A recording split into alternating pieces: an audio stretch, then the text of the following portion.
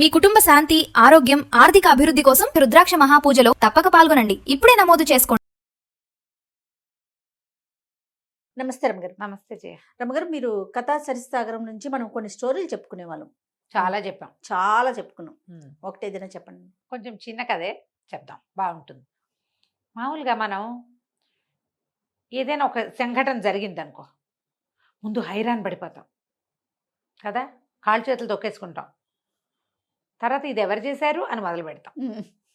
ఎవరు చేశారు, ఎలా చేశారు, ఎందుకు జరిగింది, ఇది అందరూ చేస్తారా జయ? అంటే అందరూ చేయరేమో రమ్మగారు. ముందు బెంబేలెత్తిపోవటంలోనే ఆగిపోతారు. దాని తర్వాత వచ్చి దీన్ని ఏంటి, అప్పుడు కదా నిదానంగా ఆలోచిస్తే కదా జరిగేది. చాలా మంది ఆలోచించారు రమ్మగారు. మా ఫ్యామిలీలో కూడా ఉన్నారు. ఎక్కడైనా ఉంటారు.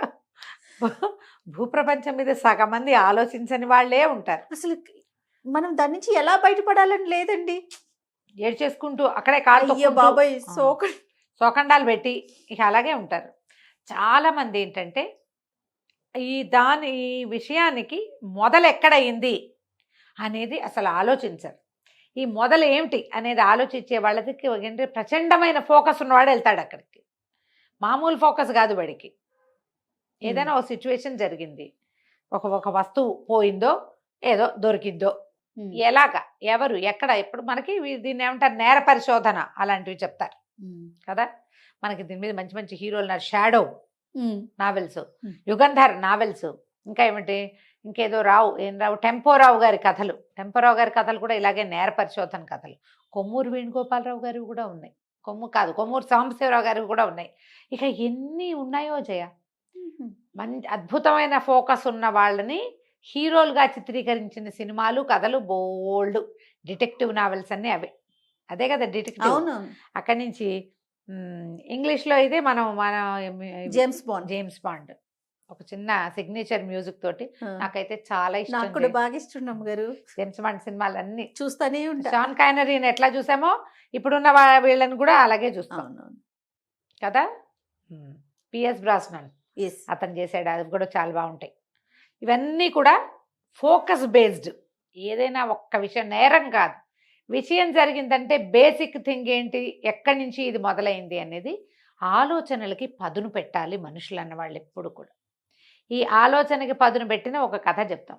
తప్పకుండా అండి. మనం డిటెక్టివ్ వైపు అంతా తిప్పి చివరికి రాజుగారి దగ్గర తీసుకొచ్చాం. అవునా? కౌశాంబి నగరానికి ప్రసేనజిత్తుడు అని ఒక రాజుగారు ఉండేవారట. ఆయన రాజ్యం చేసే కాలంలో ఆయన చాలా తెలివైనవాడు.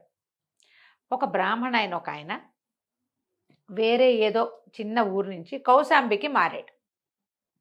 మారితే ఈ కౌశాంబిలో ఇతనికి వైశ్యుల ప్రాపకం దొరికింది, వ్యాపారస్తుల ప్రాపకం దొరికింది.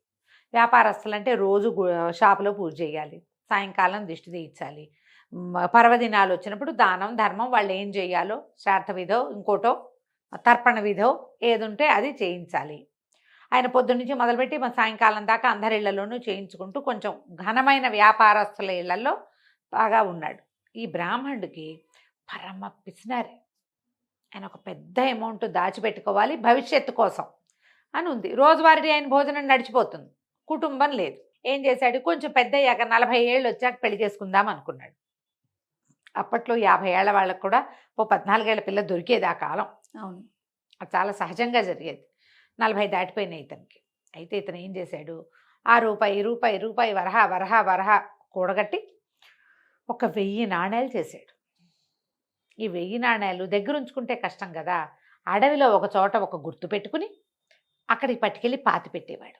పాతేడు 1000 అయింది. అది రోజు 4 రోజులకి 3 రోజులకి ఓ 10 నాణేలు 8 నాణేలు కూడంగానే తీసిపోయి కూడిన డబ్బును తీసుకెళ్ళి అక్కడ దాచుకునేవాడు. మనం డబ్బాల్లో వేసుకుంటాం కదా, ఆయన అట్లా దాచిపెట్టుకున్నాడు. 1000 వరహాలైంది. ఒకనాడు కూర్చుని లెక్క పెట్టుకున్నాడు. అతనికే లెక్క తెలుసు. భద్రంగా పాతిపెట్టి వచ్చేసాడు. అది ఎవరికైనా తెలిసే ప్రదేశం కాదు, మధ్య అడవి అది. ఒకనాడు మధ్యాహ్నం ఆయన వెళ్ళి డబ్బులు చూసుకొద్దామని వెళ్ళాడు. అక్కడ తవ్వేసుద్ది, డబ్బులు లేవు. అయ్యో, ఇక లబోతిపో శోకాలు పెట్టి ఏడ్చాడు. ఆయన అంత ఏడుస్తుంటే వయసులందరికీ బాధేసింది. ఇంత బాధపడుతున్నాడు బ్రాహ్మడు, రోజు పూజ చేసేవాడు. రాజుగారి దగ్గరికి వెళ్తూ కానీ ప్రసేనజిత్తుడు చాలా తెలివిగలవాడు, నీ డబ్బు నీకు ఇప్పిస్తాడు, పోనీ అది పోయిందనుకో ఇంకోటి ఇస్తాడు ఏదో ఒకటి అని చెప్పి రాజు దగ్గరికి ఒక ధనికుడైన ఒక ఆయన, మాకు బ్రాహ్మడండి, రోజువారీ మాకు మా ప్రాపకంలో ఉన్నాడు, ఇట్లా డబ్బు పోగొట్టుకుని చాలా బాధపడుతున్నాడు, ఆయన దుఃఖం అంతు లేకుండా ఉంది, మంత్రం నోటి నుంచి పలకటం లేదు, ఈయన సంగతి చూడండి అన్నాడు. అనేసరికి ప్రసేనజిత్తుడు ఏమిటి ఎక్కడి నుంచి వచ్చావు అన్నీ కనుక్కుని నువ్వు ఎంత దాచావు ఎక్కడ దాచావు అంటే అడవిలో దాచిపెట్టా. అడవిలో దాచిపెడితే అంటే అక్కడ ఏం గుర్తుంది అని అడిగాడు. గుర్తు ఏముంది, మామూలుగా అడవిలో అంటే అడవంతా ఒకేలాగా ఉంటుందా, ఏవో రకరకాలు. అక్కడ ఒక అడవి బీర మొక్క ఉందండి, అడవి బీర మొక్క పక్కన పాతి పెట్టా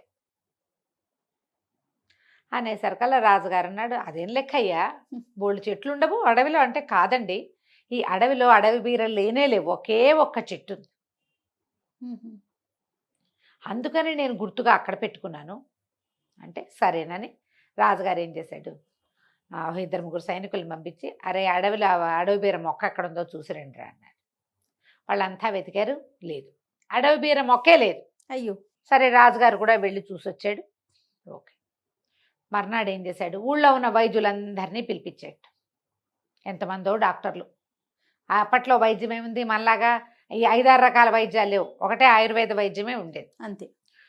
వైద్యులందరికీ మీ దగ్గరికి ఏ పేషెంట్లు వచ్చారు, ఈ వైద్యానికి ఏ మూలిక చెప్పారు, వరుసగా వరుసగా వరుసగా అందరినీ అడిగారు.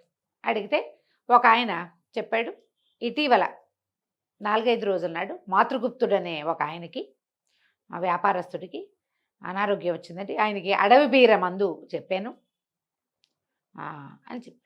సరే, అడవి బీర మందు ఏం చేసావు, ఎట్లా చేసావు అంటే, ఒక సైనికుడిని ఒక సేవకుడిని పంపించానండి, వాడు అడవిలో వెతికి అడవి బీర మొక్క పట్టుకొచ్చాడు అనగానే మీ సేవకుడిని మా ఇంటికి పంపారు, నా దగ్గరికి పంపండి అన్నాడు రాజుగారు. సరే, ఆయన వెళ్ళిపోయి, వైద్యుడు వెళ్ళిపోయి అడవి బీర మొక్క పీక్కొచ్చినటువంటి సైనికుడిని పంపించారు. సేవకుడు పనిచేసేవాడు. రాజుగారు అన్నాడు, వాడు చెంపకాయ కొట్టి, ఏరా నువ్వు అడవి బీర మొక్క తీసినప్పుడు పక్కన ధనం లభించింది కదా 1000 నాణేలు, అవి బ్రాహ్మడి ఆయనకి తెచ్చప్పచెప్పు అని చెప్పు. సరే, వాడు నాణేలు వికమహం వేసి పట్టుకొచ్చి ఇచ్చేసాడు. వాడు నాణేలు ఇచ్చినందుకు మన బ్రాహ్మణ్ణి ఇవ్వమల్లా రాజుగారే 10 బంగారు నాణేలు బహుమతి చేశాడు, వెళ్ళిపో అని పంపించేశాడు. మంత్రి ఆశ్చర్యపోయాడు, ఎలా తెలిసింది ఇది మీకు? ఎలా తెలిసిందంటే, సరిగ్గా ఆలోచిస్తే మనకు కూడా తెలుస్తుంది. ఈ అడవిలో ఉన్న అడవి బీర చెట్టు దగ్గర ధనం ఉందని ఎవడికి తెలుసు? ఎవ్వరికీ తెలీదు. బ్రాహ్మడు మిట్ట మధ్యాహ్నం ఒంటరిగా అడవిలోకి వెళ్ళేవాడు. చూసిన వాడు ఎవడైనా సరే ఏం చేస్తాడు, ధనం తవ్వుకుపోతే ధనమే తవ్వుకుపోతాడు, అడవి బీర మొక్క కూడా పీక్కుపోడు, పీకి పక్కన పారేసి ఉండేవాడు. ఆ బీర మొక్క దాని పక్కన, ఇది తవ్విన వాడు ఏం చేస్తాడు, ఉంటే ఇదే తవ్వుకున్నవాడు దీన్ని వదిలేస్తాడు, లేదా పీకిన వాడు అక్కడే పడేయాలి. ఇది పీకి పట్టుకెళ్ళాడంటే దీనికోసం వచ్చాడనమాట వాడు. అంతే. అడవి బీర మొక్క కోసం వచ్చి మొక్క తవ్వాడు, వేళ్లతో సహా తెమ్మంటారు వైద్యులు. మీరు గమనించండి, ఆయుర్వేద వైద్యంలో చాలా సమూలంగా వైద్యం, సమూలమైన చెట్టుతోటి. ఇప్పుడు మన కాయపొడి మనం మందులు చేసుకుంటామా డెలివరీ తర్వాత, కాయపొడికి చేసేది పిప్పలి మూలం, అంటే పిప్పలి చెట్టు తాలూకు అడుగు భాగం, మోడి అంటారు దాన్ని. పిప్పలి చెట్టు, పిప్పళ్ళు అంటే తెలుసుగా, పిప్పళ్ళ బస్త అంటాం. ఆ పిప్పలి తాలూకు లోపల భాగం, మట్టిలో పెరిగిన భాగం, అది వేళ్ళు. ఇట్లా కొన్ని సమూలంగా దంచి, సమూలంగా రసం తీసి, సమూలంగా ఎండబెట్టి అని చెప్తారు. ఈ అడవి బీర కూడా సమూలంగా ఎండబెట్టవలసింది, అంటే దాని వేళ్ళు తెక్కకూడదు. ఆ చెట్టు పీకడానికి వీడేం చేశాడు, చుట్టూతా తవ్వాడు. తవ్వంగానే ఆ పక్కన పెట్టిన ధనం మూట దొరికేసింది, పిడతలో పెట్టాడు ఆయన, ఆ దొరికి వాడు పట్టుకుపోయాడు. అంతేనండి అండి. మంత్రి ఆశ్చర్యపడి, ఎంత ఫోకస్ రాజుకి. ఇప్పుడు అడవి బీర చెట్టు ఎవడు పీక్కెళ్ళి ఉంటాడు, వైద్యం కోసం పీక్కెళ్ళాడు, అంతే. అది పట్టుకెళ్ళాలి, వాడు సేవకుడు కాబట్టి మొత్తం చెట్టు పట్టుకెళ్ళి వైద్యానికి ఇచ్చేశాడు, పక్కన దొరికిన డబ్బులు ఉంచుకున్నాడు. అక్కడి నుంచి ఈయన బ్రాహ్మణ్ణి, ఇలా ధనం దాచుకోవద్దండి, మన ఖజానాలో దాచుకునే అవకాశం ఉంది, రోడ్ల మీద అక్కడ ఇక్కడ పాతి పెట్టకండి, మీరు మా దగ్గర కూడా పని చేయండి అని చెప్పి ఏదో చిన్న పని కొలువులో కూడా ఆయనకి పని చూపించి, తర్వాత ఆయన వివాహము అది చేసుకోవడానికి రాజుగారే సహాయం చేశారు. నేర పరిశోధన ఇలా చేయాలి. ఎంత బాగా చేశాడు, ఫోకస్డ్గా అన్ని పక్కల నుంచి చూడాలి, ఆలోచించాలి. మనం కూడా ఈ కథలన్నీ ఎందుకు చెప్తామమ్మా, ఊరికే వినడానికే, పౌరాణం ఒట్టి పురాణం వినడానికి కాదు, ఆలోచించాలి. ఒక సంఘటన జరిగితే దీన్ని బేస్ ఎక్కడ, మన ఇంట్లోనే చిన్నది, పిల్లాడు ఎంతసేపు పైకెక్కి బిస్కెట్లతో స్వీట్లతో డబ్బాలు పడేస్తున్నాడు కింద, ఎందుకు పడేస్తాడు వాడు, మనం పెట్టకపోవటం వల్ల కదా.